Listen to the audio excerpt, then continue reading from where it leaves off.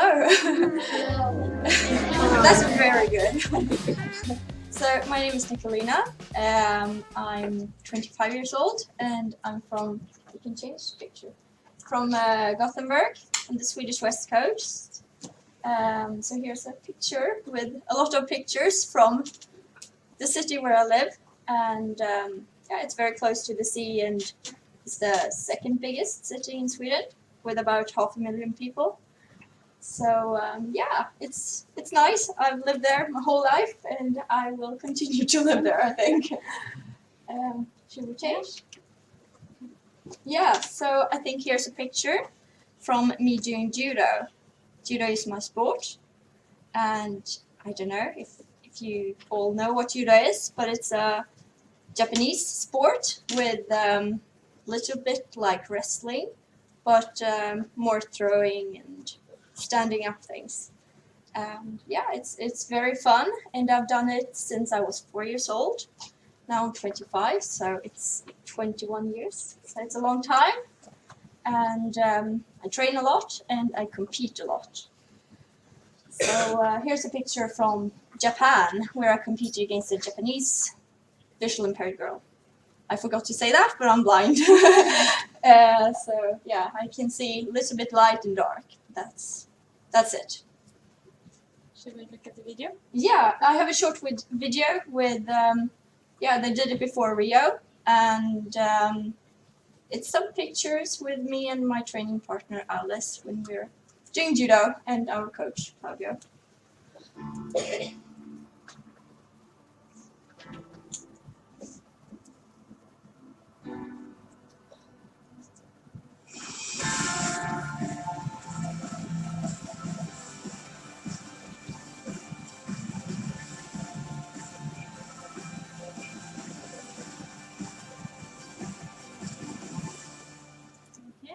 Yeah, it was a very short film. I don't know if you had time to understand, but it was some throwing and yeah, there's a bit of what I'm doing.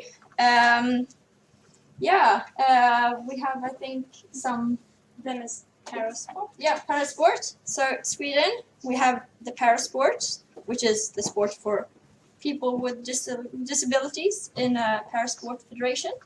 And we have the logo on that, and then the Swedish Paralympic logo, yeah, which is during Paralympic Games, which is every 4th year. So next time it will be in Tokyo. And I have a picture here, I think, from the medal ceremony in Tokyo last year. Yeah, where I took the gold. That's important. And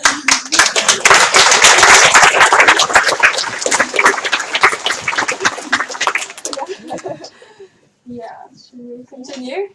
And then it's my vision. Yeah, my vision impairment. I have 2 diagnoses. So one is called collarbone and the other microphthalmy. It's not important at all. But my eyes stopped to develop in like week 5. So very early in the pregnancy. Yeah, my eyes didn't continue to grow and all that. So my right eye is smaller. Now I have a extra eye. It's a plastic eye over. So it looks more like your eyes. And the other is just didn't develop inside. So I don't have retina and that kind of things, which means I cannot see. Basically, yeah. And my childhood. Yeah, my childhood. I grew up with my sister. She's on one of the pictures, and the other is our 2 best friends that we grew up with. They have hearing impairment, so that's like the opposite from me, but it works very good. They can see and I can hear, so it works. And yeah, my sister has what I have on one eye, but she has 1 extra eye, so it's fine. So she drives a car and all that. It's okay. So she's 1.5 years younger than me, so we could grow up together and yeah, we could go out to play together and all that. So it worked for me, even though I couldn't see myself. I just went with her, and we did a lot of things together, which helped me very much. And also my friends, of course, they did help me and say, do you need anything? You can, you know, they say where they are. When we had a break in school, they said where they were going to run and that kind of thing. So I know what was going on, and that's very important. Yes. And then you have sighted and non-sighted friends? Yeah, because in Swedish schools, we don't have any special schools for blind at all. So that means you're usually the only blind in the school. And that works often, not all the time, because yeah, you're the only one and they don't really know how to teach you, for example, how to read and write. And it's a lot of extra job for us and for the parents and all that, but it works kind of good. But it's also important to have blind friends, because sometimes you never feel like the other people. You're always like the blind one, and that's important to have friends to talk to and yeah, be like everybody else. So I've been to a lot of activities for blind kids, and also for my sister to meet other sisters or brothers, and so that's really important. So I have 2 pictures here. One is me and a friend in, I think it was a track and field competition in the evening. So that's why we don't have sport clothes. And the other is in a sailing camp for blind and visually impaired children, which is every summer for 1 week, twice a summer. It's really good. Yeah. Yes. And then education? Yeah, education. Like I said, I went to normal school, and it's the school close to where I live or lived with my parents. And after that, I went to, I guess you can say, what is it called here? In Sweden, it's called gymnasia. High school, something like that. So first 10 years in one school, then 4 years in another school. And worked good, and then I got good grades enough to come to university, and now I'm studying physiotherapy on the Gothenburg University. So I have 1 year left, and then I will be done. Yeah. So yeah.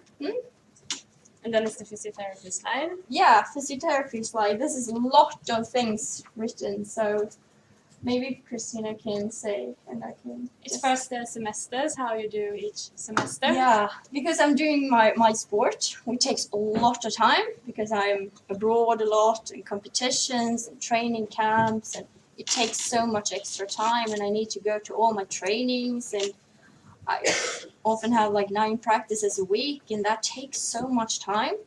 So I do each semester like twice, you can say. So first I study 1 course, which is usually about 7 weeks. Then I have 7 weeks break.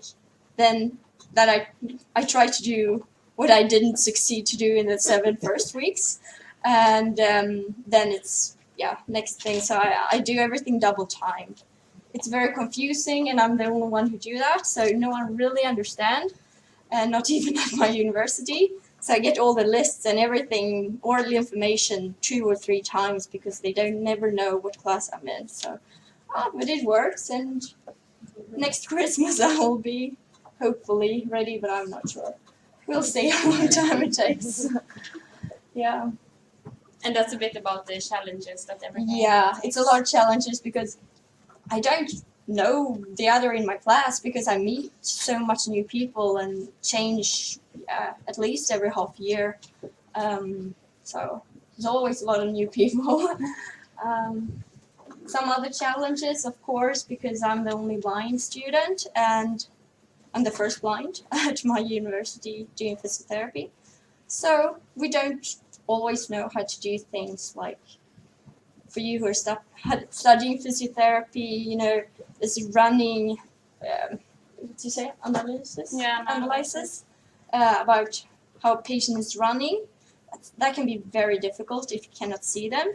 Walking, that's fine. I can put them on the treadmill and stand behind them and feel hips and knees and, bend down and stand up and feel on every body part. And all that kind of things. But if it's running, it's really scary to stand behind someone, and I don't think that's a good idea. So some problems still, but we try to solve them one at a time. And there are a lot of blind physios, so I'm sure if they can do it, I can do it too. But it takes some extra time. But then you maybe have some strength because you don't I see, hope, you yeah. feel better and more. Yeah, and usually this talking thing with the patients works very good.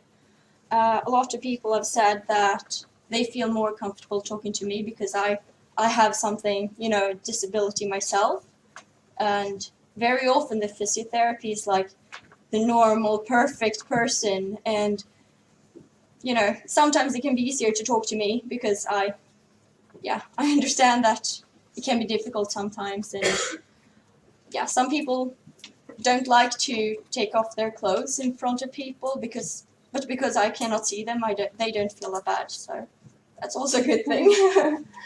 Yeah. And So then there's it's about the bachelor thesis. Yeah, because I'm in the end of my bachelor thing. I'm doing my bachelor thesis with my teacher Christina, who's here, and it's like a big schoolwork, you can say, with a lot of like a study, you can say, study for a lot of weeks, and big thing. So I'm looking at the injuries in blind judo on elite level. So I collected all the information last year here in Great Britain, in Warsaw, outside Birmingham, last year in a Grand Prix competition. And I haven't really looked into the answers yet, but I'll do it soon. But they had many injuries, we know. Yeah, we can say it's a lot of injuries. Most people had an injury. So it will be good because no one have looked on blind judo and injuries before, and of course that's important, even with blind athletes. So yeah. Anything more? Then it's judo and your other sports. Okay, yeah. So here's some pictures from me doing sports. When I was younger, I did a lot of things because I think it's important to try different sports. And for me, who's blind, I cannot see on the television and say, oh, this is track and field, this is swimming, this is this, So I need to try them myself to know what it is. And I got a chance to do that. My parents are very interested in sports themselves. My mom is from the gymnastics and my dad's from judo. So, of course, I had to do both.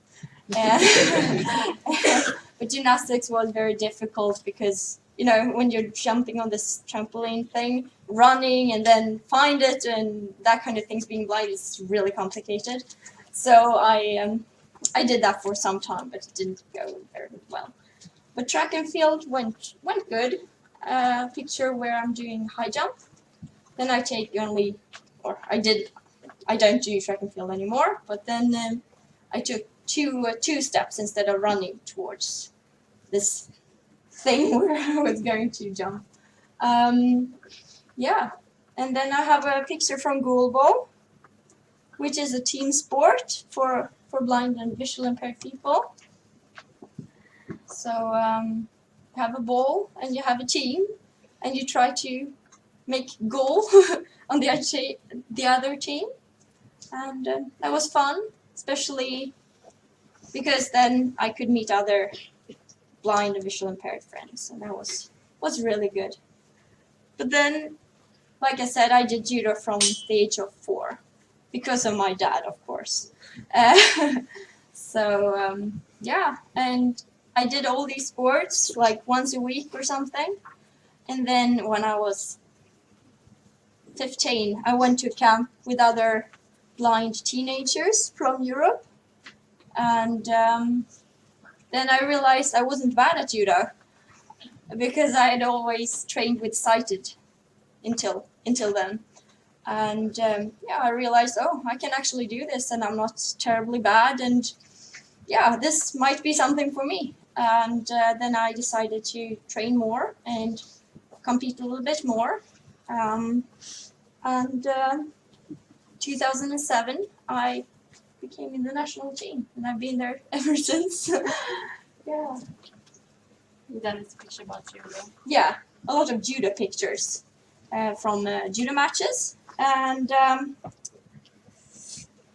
I don't know about my notes, but I know it's one about against Turkey, and it's Russia, I think, in one match, and Japan, or I'm not really sure, but it's a lot of judo pictures. Maybe you can tell them about the difference between visual impaired judo and normal judo. It's the same sport, and the only difference is that we start with a grip, so we hold each other with the arm and in the lapel, and then we start from there. So I know where she is, and she knows where I am, and if we lose contact, the referee will bring us together again, and we're guided on and off the mat from a referee usually, and that's it. So it's the same rules and everything is the same. That's why we can train in the normal judo clubs, and that's what people do in Sweden and in Great Britain and in everywhere,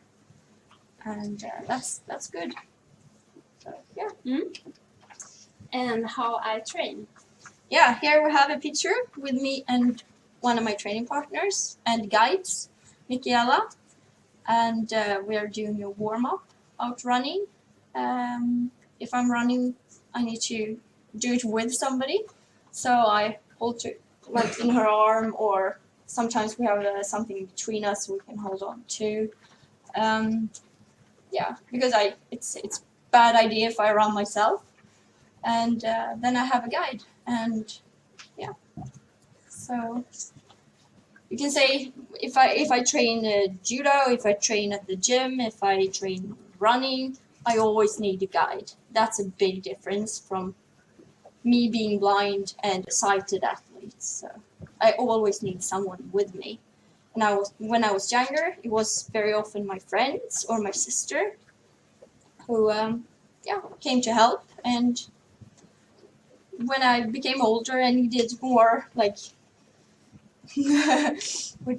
more like elite focus, I've chosen people who are good at what they're doing. Like in judo, I need someone who's good at judo. If I'm doing weights in the gym, I need someone who's good at that. If I'm running, of course, I need someone who's good at running. I think I have a picture, yeah. This is Albin on the picture. He's an elite skier. Yeah. So he's very, very well trained. Yeah, and I feel so bad running with him sometimes. But it's very good. When I run with my judo friends, it's usually me like, come on, you can do it, you can run faster and all that. But when I run with him, it's the opposite. So, so that's really good. Skiers are good in the running and all that kind of things. And then you also do some testing, like all other elite athletes. They test you up. You test how good is your conditioning and how is your strength and all that, because we need to know if the training helps. And if it doesn't help, then it's no point. But if it helps, I'm on the right way. And can be very tough tests. Sometimes you get really tired, and they take your blood and all that, and that can be a bit scary itself. But it's very good to know that they know what they're doing. Yeah. And then there is a movie of Nicolina and her training partner Alice, and this is from the training camp here in Great Britain and lost. Yeah, actually this summer. Yeah, before Rio.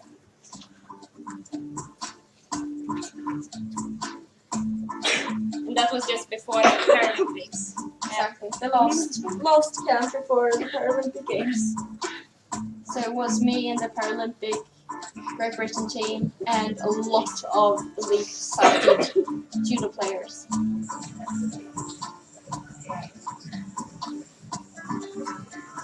So this is from the Center of Excellence outside Birmingham.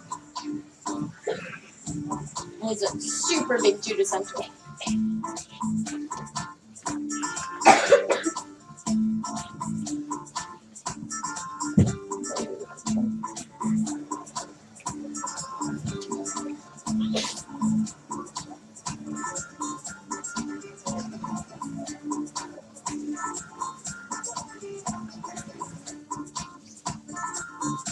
as you can see, it's many people, so it's important for Nicolina that you have your guide so you didn't Yeah, so fall or a very important job the guide has is to keep me safe, to make sure I don't, throw someone into a wall or doing a cartwheel like outside the mat or something like that. So they run with me and they do the warm up with me. They show techniques. They keep me safe and they do a lot of things. A girl who I started with last summer, she said this is the most physically tough jobs she've ever done. Yeah.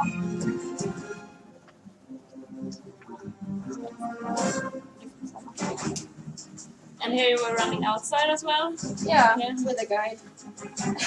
Later on they changed guide because she became too tired.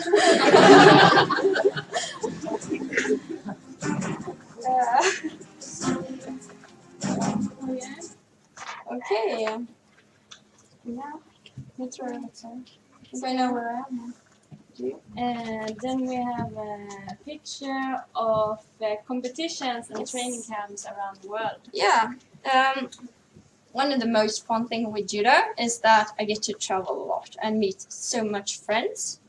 And in judo, we're very close to each other. We meet a lot, and especially in blind judo, in Paralympic judo, we know each other. So yeah, you make a lot of friends, and that's fun. I think we have some pictures from, I don't know, From Rio and from South Korea and from Germany. Yeah, so Germany, I think it's me and Oscar, a younger boy, and David, even younger boy, when we had our medals. Mm-hmm. Yeah. Yes. So yeah. And then you're also in the IBSA. Exactly. So the IBSA, you probably don't know anything about that. We in judo think that's everybody knows what IBSA is, and of course you don't. It's International Blind Sport Association, and they have different sports under them. For example, goalball, football, judo, and judo is one of the bigger sports in blind sports, and I'm the athlete's representative in judo. So if someone who's an athlete themselves have a question or want me to ask the board something, it's up to me to do it, and a lot of things like that. So Then it's the Paralympics. Yeah, so I've been to 3 Paralympics. First time I was 17 in Beijing, and I placed 5th there. We don't have any 4th place in judo. We have 2 bronze medals and 2 5th place and 2 7th place and that kind of thing. It's very confusing. So I lost the bronze, you can say, in Beijing. In London, I took 7th. And in Rio, I took 5th again. So I lost the bronze 2nd time. It wasn't really fun, but it's close. It's close to the medal, but not really there. Next time. Next time, hopefully, yeah. And then friends all over the world. Yes, like I said, it's very good to meet friends and to meet other blind people who's interested in the same things as I am, like judo, for example. It's very, very nice, and we have some pictures here from Brazil, Russia, Romania, Japan, and Great Britain. Yeah. So Nicolina is very popular when we are traveling. Oh, so yeah. Yeah. And then you're also a coach. Yeah, I'm trying to coach in my home club. In my old club, I'm doing judo in 2 different clubs right now, so it's a little bit unusual. But I'm competing for one club, and that's where I'm training, and then I'm a coach in another one. So this is a picture from the other one where I'm coaching. It's the adult group. But I also have kids in age 8 to 10 years old. And you also you train with a female group, don't you? No, that's just extra training. Okay. In judo, we always mix Yeah. girls and boys. So, yeah. And then it's a picture with you and your sister skiing. Yeah, it's about guides. Like I said before, it's important to have good guides. And if I'm skiing, for example, alpine skiing, I really need to have someone who's good at skiing. That's a very important thing. And then I need someone who's good with communication and who works with me. I'm skiing first, and here on the picture, it's me and my sister in Austria, and she's skiing after me. And yeah, like screaming right, left, right, more, straight forward, good, left, you know. And if it's not that much space, we need to ski together and hold what you call it in English. So this The stick yeah. in between, and then when it's getting wide again, you take this stick away, and you know, it's really good. But it has to be someone who's good at skiing. Yeah. And not like my dad who forgets me all the time. So I stopped skiing with him because it's a lot of trees and that kind of things now discovered. Yeah, so he's only in judo, not in skiing. And there are other pictures too, I think. With you and Michaela as well. Yeah, Michaela's my main judo guide, you can say. Then I have some other too, but she's the one who's mostly with me. Mm. And then training with the Swedish national team. Yeah, of course I'm also in the national team, but I mean the Olympic team. So sometimes we have camps together because I'm the only one in the senior Paralympic team.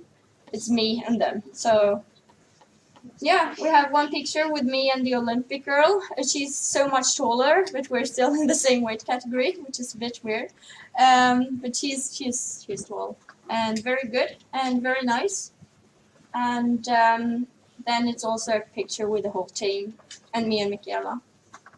So yeah. Mm. And what is important for me? Yeah, what's important for me?